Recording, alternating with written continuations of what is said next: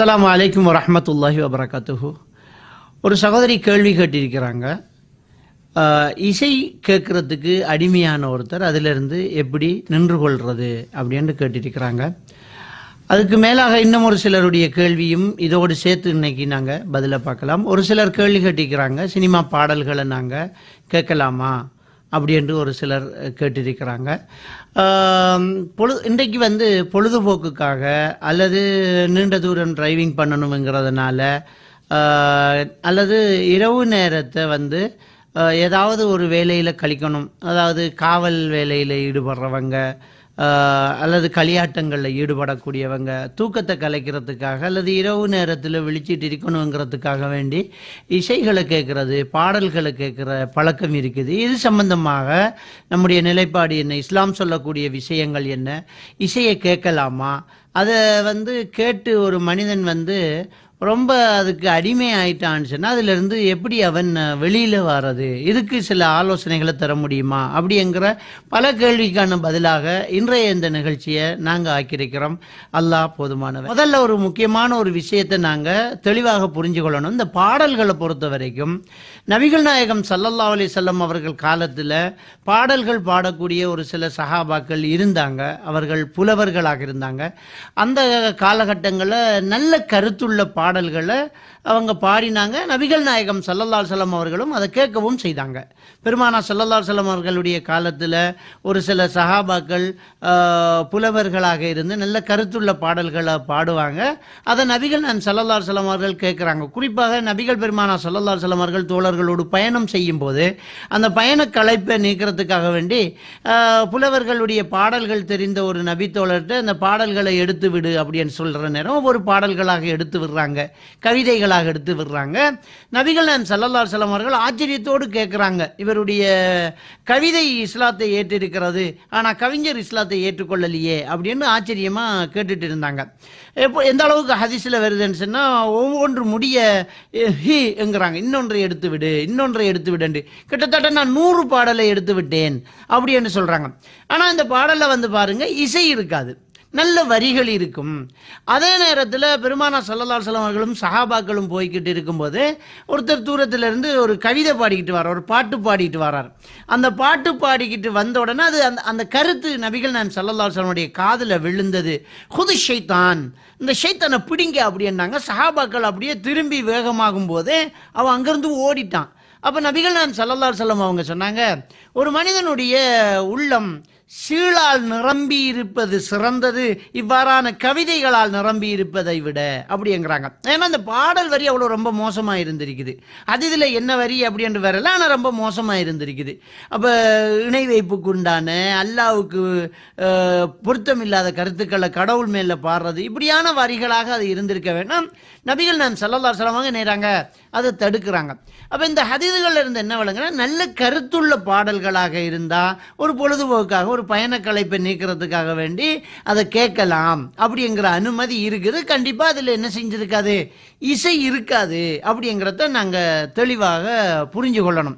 இதே நேரத்தில் அல்லாஹ் தஆலா சூரத்துல் லுக்மான்ல 6வது வசனத்தில் ஒமினன் நாஷி மையஷ்தரி லஹுவல் ஹதீத், அல்லாஹ் தஆலா திருக்குர்ஆனில் சொல்லலாம், மனிதர்களில் சிலர் இருக்கிறாங்க இந்த வீண் பாடல்களை பாட, வீண் பேச்சுக்களை பேசக்கூடியவர்களை காசு கொடுத்து வேண்டி நியமித்து அல்லாஹ்வுடைய மார்க்கத்துக்குள்ள குழப்படி செய்யக்கூடியவர்கள், லியுதில்ல அன் சபீலில்லா, அல்லாஹ்வுடைய பாதையை விட்டு வழிகெடுப்பதற்காக வேண்டி இந்த பாடகர்களை விலைக்கு வாங்கக்கூடியவர்களும் இருக்கின்றார்கள். நிச்சயமாக அவர்களுக்கு கடுமையான வேதனை உண்டு அப்படிங்கிற விஷயத்தை அல்லாஹ் தஆலா சூரத்துல் லுக்மான்ல 6வது வசனத்தில் சொல்லி காட்டுறான். அது எதுக்கு அந்த வசனங்கள் வந்துச்சு அப்படின்னு சொன்னால், யுத்த காலத்தில் இருக்கக்கூடிய முஸ்லிம்களை கவிதைகளாலேயே கவி பாடி மனசை உடைச்சி அவர்களை சாபமிடக்கூடிய கவிஞர்களை காசு கொடுத்து வாங்கி நியமித்திருந்தாங்க. அப்படியான அந்த பாடல்கள் இன்னொருத்தனை சாபமிடுறது, சபிக்கிறது, மார்க்கத்துக்கு முரணான வரிகள் அப்படியான விடயங்களாக இருந்துச்சு. அதை அல்லாஹ் தஆலா திருக்குர்ஆன்ல அப்படி அதை ஒரு வழிக எடுக்கிறதுக்காக வாங்குறது அது வீணர்களுடைய வேலை அப்படி என்று சொல்லி காட்டுறான்.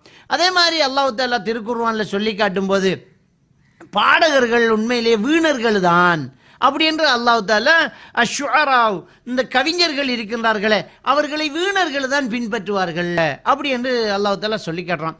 அப்போ புலமை என்பது, புலவர்கள் என்பது அது ஒரு பெரிய சிறப்புக்குரிய ஒரு விடயமாக இருக்கல்ல. ஆனால் இருந்தவங்க பாடியிருக்கிறாங்க, நல்ல கருத்துள்ள நபிகள் நான் ஸல்லல்லாஹு அலைஹி வஸல்லம் அவங்க கேட்டிருக்கிறாங்க, சஹாபாக்கள் கேட்டிருக்கிறாங்க. கெட்ட கருத்தாக இருக்குமா இருந்தால் கேட்கக்கூடாது. அப்போ இன்னைக்கு இருக்கக்கூடிய பாடல்களை பொறுத்த வரைக்கும் இது நல்ல கருத்துள்ள பாடல்களாக இருந்தால் அது இசையோடு இருக்குது, ஒரு பெரிய ஒரு கேட்க முடியாத ஒரு சூழ்நிலையை உருவாக்குது. இன்னொன்று இருக்குது, இசையும் இருக்குது, கருத்து ரொம்ப மோசமானதாக, இறைவனுக்கு பொருத்தமில்லாத விஷயங்களை இறைவன் விஷயத்தில், மார்க்கத்துக்கு முரணான விஷயங்களை, இந்த கவிதைகளை வந்து என்ன செய்கிறாங்க, கொண்டு வரக்கூடியவங்களாக இருக்கிறாங்க. ஆண்டவனை பார்க்கணும், அவனுக்கு ஊட்டணும் அப்படின்னு அல்லாவுக்கே சோறு ஊட்டுற மாதிரியான ஒரு பாடல் வரிகளை வந்து என்ன செய்கிறாங்க, வச்சிருக்கிறாங்க. இன்னும் சிலர் வந்து கடவுளை திட்டுற மாதிரியான வார்த்தைகள், அப்படியான அவனை தண்டிக்க என்ன வழி அப்படின்ட்டு, கடவுளை தண்டிக்க என்ன வழிங்கிற மாதிரியான பாடல்கள் எல்லாம் இன்னைக்கு என்ன செய்கிறாங்க, வச்சுக்கிட்டு கடவுளை குறைச்சி மதிப்பிடக்கூடியதாக இருக்குது. இது அர்த்தம் தெரியாமல் நம்மளும் வந்து வாயில் அந்த வார்த்தைகளை என்ன செஞ்சுக்கிட்டு இருக்கிறோம், பாடிட்டு இருக்கிறோம். இது தவறானது, கருத்து பிழையானதை பாடக்கூடாது. இசை இல்லாமல் இருந்தால், நல்ல கருத்து இருந்தால் பாடலாம் அப்படிங்கிறத நம்ம தெளிவாக என்ன செய்யணும், புரிஞ்சு கொள்ளணும். அடுத்தது இசை. இந்த இசையை பொறுத்த வரைக்கும் புகாரி ஷரீஃபில் இடம்பெற்றிருக்கக்கூடிய ஒரு ஹதீஸ், நபிகள் நாயகம் ஸல்லல்லாஹு அலைஹி வஸல்லம் அவங்க சொல்லி காட்டுறாங்க, கடைசி காலத்தில் ஒரு கூட்டம் வந்து என்ன செய்வாங்கன்னு சொன்னால், பட்டை ஹலாலாக்கி கொண்டு, விபச்சாரத்தை ஹலாலாக்கி கொண்டு, அதாவது விபச்சாரம் செய்யக்கூடிய பெண்களோட பட்டையும் ஹலாலாய் கொண்டு, மதுபானத்தையும் எடுத்துக்கிட்டு இசை கருவிகளோடு ஒரு மலை அடிவாரத்துக்கு ஒதுங்குவாங்க. அந்த வழியால் ஆடு மேய்ச்சிட்டு போகிற ஒரு இடையன் அவர்கள்ட்ட யாசகம் கேட்பான். போயிட்டு திரும்பி வரும்போது வாழ்ந்து அவங்க சொல்லுவாங்க, அவன் ஆடு மேய்ச்சிட்டு திரும்பி வரும்போது அந்த மலையடி வாரத்தில் இந்த ஹராமான விஷயங்களை வைத்து கொண்டிருந்தவர்கள் சிலர் அடித்து செத்து போயிருப்பாங்க. அதில் ஒரு சிலர் குரங்குகளாகவும் பன்றிகளாகவும் மாற்றப்பட்டிருப்பாங்க. அப்படியான ஹதீது புகாரி ஷரீஃபில் இடம்பெற்றிருக்கக்கூடிய ஹதீதை நாங்கள் பார்க்கலாம். அப்போ இந்த ஹதீதில் வந்திருக்கக்கூடிய அந்த குற்றவியல்களை நாங்கள் பார்த்தால், ஒன்று விபச்சாரம் செய்கிறாங்க, இன்னொன்று பட்டாடையை ஹலாலாக்கிக்கிட்டு இருக்கிறாங்க, மதுபானம் அருந்துறாங்க, இசைக்கருவிகளை எடுத்துகிட்டு போகிறாங்க. அப்போ இப்படியான இந்த இசைக்கருவி, பட்டாடை, மதுபானம், விபச்சாரம் இதெல்லாம் வந்து இன்னைக்கு கிளப்பில் இருக்கக்கூடிய ஒரு விடயம். கிளப்பில் இதெல்லாம் தான் இருக்குது. இசை இருக்குது, பட்டு ஆடையை அணிஞ்சிக்கிறாங்க, பெருமைக்காக அந்த உடுப்பை உடுத்துக்கிறாங்க, சாராயம் குடிச்சுக்கிறாங்க, ஆண் பெண் கலந்து விபச்சாரத்தில் ஈடுபடுறாங்க. இதெல்லாம் முற்றாக தடுக்கப்படுறதுனால அந்த இசையும் வந்து என்ன செய்யப்படுது, தடுக்கப்படக்கூடிய ஒரு விடயமான, ஹராமான ஒரு விடயமாக என்ன செய்யுது இருக்குது. எனவே நம்ம இசையை வந்து என்ன செய்யக்கூடாது, கேட்கக்கூடாது. அல்லாஹ் இந்த உலகத்தில் சிலதை ஹராமாக்கி மறுமையில் நமக்கு ஹலாலாக்குறான். சாராயம், மதுபானம் இங்கே நமக்கு ஹராமாக்கி இருக்கிறான். அல்லாஹ் நாளை மறுமையில் வந்து மது ஆறு ஓடிக்கொண்டிருக்கும் அப்படிங்கிறத நாங்கள் எல்லாம் ஹதீஸில் கேட்குறோம், அங்கே அது ஹலால் ஆகுது. அதே மாதிரி இசை இங்கே ஹராம் ஆகுது. சொர்க்கத்தில் வந்து நமக்கு மறுமையில் இசையை வந்து ஹலாலாக அல்லாஹ் தஆலா நமக்கு என்ன செய்ய போகிறான், தரப்போகிறான். எனவே இங்கே வந்து அது தடுக்கப்பட்ட ஒரு விடயம், இசையை கேட்கறது வந்து தடுக்கப்பட்ட ஒரு விஷயம் அப்படிங்கிறத நாங்கள் என்ன செய்யணும், தெளிவாக புரிஞ்சிடணும். அதுபோக ஒரு சிலர் இதுக்கு வாதம் வைப்பாங்க, இசை ஹராம் என்றால் நீர் அருவியை நாங்கள் பக்கத்தில் இருந்து ரசிக்கும் போது அந்த நீர் கொட்டுற சத்தம் உங்களுக்கு கேட்குதா இல்லையா, மரத்தில் வந்து காற்று விழும்போது அந்த இலைகள் அசையக்கூடிய சத்தம் நமக்கு கேட்கலையா, பறவைகள் சத்தம் இடுது அது கேட்கலையா, அதெல்லாம் இசைதானே அப்படிங்கிறாங்க. அதாவது இசை கருவிகளால் எழுப்பக்கூடிய இசைகள் வேறு, இயற்கை நமக்கு தரக்கூடிய சத்தங்கள் வேறு. நம்ம டெப்பை திறக்கும் போதும் ஒரு சத்தம் கேட்கும் தான், டீ ஆற்றும் போதும் ஒரு சத்தம் கேட்கும் தான். நம்ம வாயை அசைக்கும் போது ஒரு சத்தம் பெறுது, நம்ம வாய் கொப்பளிக்கும் போது ஒரு சத்தம் பெறுது, நம்ம வீட்டில் ஏதாவது வேலை செய்யும் போது அந்த கிளாஸில் நம்ம ஸ்பூன் பட்டு ஒரு சத்தம் கேட்குது. இதையெல்லாம் வந்து இசையாக நம்ம எடுக்கிறது இல்லை. நம்ம அன்றாட வேலைகளை நமக்கு தரக்கூடிய சத்தங்களும் இயற்கை நமக்கு தரக்கூடிய சத்தங்களும் இதெல்லாம் ஹலாலானது. இயற்கையாக நமக்கு கிடைக்கக்கூடியது வந்து ஹலாலானது. அது இல்லாமல் இசை கருவிகளை கொண்டு இயக்கிறத வந்து தடுத்திருக்கிறாங்க. ஏன்னா இதெல்லாம் இல்லாத காலத்தில் நபிகள் நாயகம் ஸல்லல்லாஹு அலைஹி வஸல்லம் அவர்கள் இருந்து இந்த வழக்கத்தை சொல்லலை. பறவைகள் சத்தம் விடுறத, நீர் அருவிகள் கொட்டுறத, மரத்தில் இருக்கிற சத்தம் வாடுறத, பாத்திரங்கள் அசைகிற சத்தங்கள் இருக்கிறத அனுபவித்த நபி தான் வந்து என்ன செய்றாங்க, இசை கருவிகளோடு போனவர்கள் குரங்கு பன்றிகளாக மாற்றப்படுறாங்க அப்படிங்கிறாங்க. எனவே அங்கே தடுக்கப்படுறது எதுவோ அதை எடுத்துடணும். இந்த ஒன்று கொண்டு கியாஸ் பிடிச்சு பிடிச்சி அப்படி என்றால் இப்படியா, இப்படி என்றால் அப்படியான்னு சொல்லிட்டு போகிறதுக்கு நமக்கு மார்க்கத்தை உருவாக்குற அதிகாரம் நமக்கு கிடையாது. அல்லாஹ் ரசூல் எதை கொண்டு வராங்களோ அதுதான் மார்க்கம் அப்படிங்கிறத நம்ம என்ன செய்யணும், தெளிவாக புரிஞ்சு கொள்ளணும். அப்போ இசை கருவிகளால் உருவாகிற சத்தம் தான் நமக்கு தடுக்கப்பட்டு இருக்கிறதே தவிர இயற்கை நமக்கு தரக்கூடிய சத்தங்களை நம்ம அழகாக ரசிக்கலாம், அதில் எந்த தப்புமே கிடையாது. அதை நம்ம ரசிக்கும் போது இறைவனுடைய படைப்புகளின் அற்புதங்களை நாங்கள் புரிந்து அல்லாஹ்வுக்கு நன்றி செலுத்தலாம், அல்லாஹ்வை புகழலாம் என்கிறதை நம்ம தெரிஞ்சு கொள்ளணும். எனவே இசை கருவிகளால் இயக்கக்கூடிய அந்த இசைகளை நம்ம கேட்கறது என்ன செய்யாது, கூடாது அப்படிங்கிறத நாங்கள் தெளிவாக புரிஞ்சு கொள்ளணும். அடுத்தது என்ன, இந்த இசையை கேட்டு அதிலேயே பழக்கப்பட்டு போனவர் எப்படி அதிலிருந்து வெளியில வர்றது அப்படியான ஒரு கேள்வி ஒரு சகோதரி கேட்டிருக்கிறாங்க. வாஸ்தவம் தான். உண்மையிலேயே இசை என்பது ஒரு விதமான ஒரு போதை தான். அதை எப்படி சொல்ல முடியும் அப்படின்னு சொன்னால், போதைங்கிறது என்னன்னா சுற்றி என்ன நடக்குங்கிறது தெரியாமல் திண்டாடுறது தான் போதைங்கிறது. அதாவது சாராயம் குடித்தா ஒரு போதை வருது இல்லையா, அந்த போதை வந்தோன்னா முன்னாடி நிற்கிறது பிள்ளையாங்கிறது தெரியாது, தாய் தகப்பனான்னு தெரியாது, எந்த சபையில் நிற்கிறோன்னு தெரியாது. ஏன்னா பெரிய ஒரு தெருவில் நின்று சட்டையை கலட்டுறான் அவன். தாய் தகப்பன் நிற்கும்போது அசிங்கமான வார்த்தையை பேசுகிறான், ஆசிரியர் நிற்கும்போது அவன் வேட்டியை உயர்த்திக்கிறான். இப்போ அவனுக்கு என்ன நடந்துக்கிட்டு இருக்குது, அவனை சுற்றி என்ன இருக்குது அப்படிங்கிறது தெரியாத ஒரு மயக்க நிலை தான் போதை தருது. இதே போதையே இசை நமக்கு தருது. அதாவது இசையோடு கொடுக்கும் போது என்ன வார்த்தை பேசுறாங்கிறது தெரியாம பேசிக்கிட்டே இருப்பான். சாதாரணமாக இன்னைக்கு இருக்கக்கூடிய பாடல்களை எடுங்க, இசை இல்லாமல் ஒருத்தன் மெதுவா பேசிக்கிட்டு இருக்கிறான்னு சொன்னா அவனும் வெக்கப்படுவான், இருக்கிறவங்களும் விரட்டி விட்டுருவாங்க.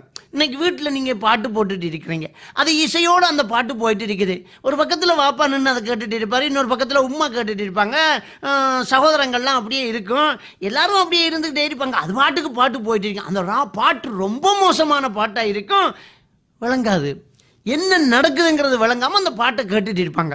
அப்போ கல்யாணம் தான் கட்டிக்கிட்டு ஓடிப்போமா, ஓடி போய் கல்யாணம் தான் கட்டிக்குவோமான்னு ஒருத்தன் வீட்டில் உட்கார்ந்து வசனம் பேசினா, என்னடா வெளியிறங்கடா அப்படின்னு விரட்டி விட்டுருவோம். நம்ம ரொம்ப மோசமான வரிகள் எல்லாம் அதில் வருது.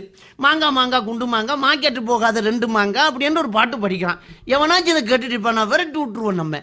ஆனால் இதே வரிகளை, இதை விட மோசமான வரிகளை, படுக்கை அறை காட்சிகளை எல்லாம், அணுகல் முணுகளை எல்லாம் ஒரு இசையோடு கொடுக்கும்போது ரசிச்சுக்கிட்டு இருக்கிறான். உம்மா ரசிக்கிறா, வாப்பா ரசிக்கிறா, தம்பி ரசிக்கிறான், நானா ரசிக்கிறான், அக்கா ரசிக்கிறா, தங்கச்சி ரசிக்கிறான். எந்த ஒரு ஒரு ஒரு ஒரு ஒரு ஒரு வித்தியாசமும் வழங்காமல் அவங்க ரசிச்சுக்கிட்டு இருக்கிறாங்க. அப்போ அது போதை ஆக்குது. இசைங்கிறது அந்த வார்த்தைகள் நம்மளை போதையில் உண்டாக்குது அப்படிங்கிற நமக்கு தெளிவாக வழங்கணும். எனவே இசை என்பது உண்மையிலே ஒரு போதை தான். அதை நம்மளை மதியம் மயக்குது, என்ன நடக்குங்கிறது தெரியாமல் நம்மளை திண்டாடுது. எனவே இசைக்கு எடிட் ஆன ஒருத்தன் அந்த இசையிலிருந்து வெளியில் வரணும் அப்படிங்கிறதுல அவன் முதல்ல உறுதியாகணும், இது ஒரு ஹராமானது, இது ஒரு போதையானது, இதை நம்ம கேட்கக்கூடாது, இந்த இசை நமக்கு சொர்க்கத்தில் தான் ஹலாலா கிடைக்க போகுது, இங்க நம்ம இதை தூக்கி எறிஞ்சிடணும், அவன் அதுலேருந்து விலகணும். விலகிறதுக்கு என்ன வழி அப்படின்னு கேட்குறாங்க இல்லையா, இறையச்சம் தான் முதல் வழி. அல்லாஹ் பயந்தா தூக்கி எறிகிறது ஒரு பெரிய விஷயம் இல்லை. ஏதாவது ஒரு பொருள் இருக்குது, அந்த பொருளை தூக்கி கீழே வைக்கணும், அது நமக்கு சிம்பிள் ஆகணும் என்றால் அது சின்னதாகணும். எப்படி சின்னதாக முடியும்? உன்னை சின்னதாக்கிறண்டா என்ன செய்யணும், அதை விட பெருசு பக்கத்தில் கொண்டாந்து வச்சா இது ஆட்டோமேட்டிக்காக சின்னதாக போய்த்துரும். பாருங்க, ஒரு பேனாவை சின்னதாக்கணும்னா அது ஒரு பெரிய ஒரு தடிக்கு பக்கத்தில் தூக்கி வச்சா சரி, ஒரு உலக்கைக்கு பக்கத்தில் ஒரு பேனா வச்சோம்னா பேனா சின்னதாகிடும் இல்லையா? அப்போ சின்னதாக்கணுமாக இருந்தால் அதை ஒரு பெருசுக்கு பக்கத்தில் வைக்கணும். அந்த பெருசு என்ன? இறையச்சம், நாளை மறுமை, சொர்க்கம், அதான பெருசி. அந்த சொர்க்கத்துக்கு முன்னால வைத்தால், அந்த மறுமை தண்டனைக்கு முன்னால வைத்தால், அந்த அல்லாஹ்வுடைய கட்டளைக்கு முன்னால வைத்தால், ஹராம் என்கிற அந்த பயத்துக்கு முன்னால வச்சா இதெல்லாம் சிம்பிள் ஆயிடும். சின்னதாக்கினா தூக்கி வைக்கிறது ரொம்ப லேசாயிடும். சஹாபாக்கள்லாம் சாராயம் குடிச்சிட்டு இருந்தவங்க, அவங்க பரம்பரையாக குடிச்சுக்கிட்டு இருந்தவங்க, அதுக்கே பழக்கப்பட்டு போனவங்க. ஹராம் என்ற ஒரு வசனம் வருதா பாருங்க. அல்லாஹ் தாலா குர்ஆன்ல சூரத்துல் மாயிதாவில் அல்லாஹ் தாலா 91 வசனத்தில் மதுபானம் உங்களுக்கு ஹராம் வஜ்தனிபூஹு, அதை தவிர்த்து விடுங்கள் என்று சொன்னபோது ஒரே நேரத்தில் விட்டுட்டாங்க. அதுக்கெல்லாம் என்ன செய்யறது, என்ன மருந்து பாய்க்கிறன்றலாம் இல்லை, ஒரே நேரம் தூக்கி விட்டாங்க. எப்படி முடிஞ்சது அவங்களால? அல்லாஹ் சொல்றான் ஹராம், முடிஞ்சு போச்சு. அல்லாஹ்வோட பயம், தக்வா அது இருந்தால் தூக்கி வைக்க முடியும். அடுத்து இன்னும் என்ன என்ன என்ன வழிமுறைகள் இருக்குது அப்படி என்று சொன்னால், ஒன்று நம்மள்கிட்ட இருந்து இல்லாமக்கணுமாக இருந்தால் அதை மறக்கடிக்கிறதுக்கு என்ன செய்யணும், அதுக்கு பகரமான இன்னொன்றை நம்ம மெதுவாக தொடங்கணும். அதுக்கு பகரமான ஒன்றை என்ன செய்யணும், தொடங்கணும். அப்போ அந்த இசை கேட்குற அந்த நேரம், சந்தர்ப்ப சூழ்நிலைகள் இருக்குது. சிலருக்கு வாகனம் ஓட்டிட்டு போகும்போது இசை கேட்கறது, சிலர் நைட்டில் கண் விழிக்கும் போது இசை கேட்கறது, சிலர் சாப்பிட்டுட்டு வீட்டில் உட்கார்ந்திருக்கும் போது இசை கேட்கறது, சிலர் ஞாயிற்றுக்கிழமையான இசை கேட்கறது, இப்படியான பழக்கம் இருக்குது இல்லையா? அந்த சந்தர்ப்ப நேரம் பெறும்போது பழக்கப்பட்டு போன அந்த மூளை வந்து என்ன செய்யுதுன்னா அதை தேடும். அந்த தேடுற நேரத்துக்கு வேறு ஒரு பிஸிக்குள்ளே நம்ம ஆகிறது. அதாவது அந்த நேரத்துக்கு நம்ம வேற ஒரு புக்கை வாசிக்கிறது, ஒரு கராத்தை கேட்கறது, ஒரு ஸ்பீச்சை கேட்கறது, யாரையாவது ஒரு ஃப்ரெண்டை சந்திக்கிறது, அல்லது வாயில் அசைப்படுற மாதிரி வேறு ஏதாவது ஒரு வேலையை பண்ணுறது, ஏதாவது கொரிதின் சாப்பிட்றது, ஏதாவது ஒரு ஒரு ஒரு டிஸ்கஷன் பண்ணுறது, ஏதாவது ஒரு கேள்விக்கு ஆன்சர் பண்ணிட்டு இருக்கிறது, ஒரு புக் ரீட் பண்ணுறது, இப்படி ஏதாவது செய்யும்போது கண்டிப்பாக இந்த இசையிலிருந்து நம்மளால் வெளியில் வர முடியும். எல்லாம் வல்ல அல்லாஹ்வுக்கு சுப்ஹானஹு வ தஆலா மனைவரை ஈமானோடு வாழ வைத்து ஈமானோடு மரணிக்க செய்வானாக. வாஹிரு தஅவானா அல்ஹம்துலில்லாஹி ரப்பில் ஆலமீன். அன்பின் இஸ்லாமிய உறவுகளே, அனைத்து விதமான இஸ்லாமிய காணொளிகளையும் பார்வையிட நமது சேனலை சப்ஸ்கிரைப் செய்து எம்மோடு இப்போதே இணைந்து கொள்ளுங்கள்.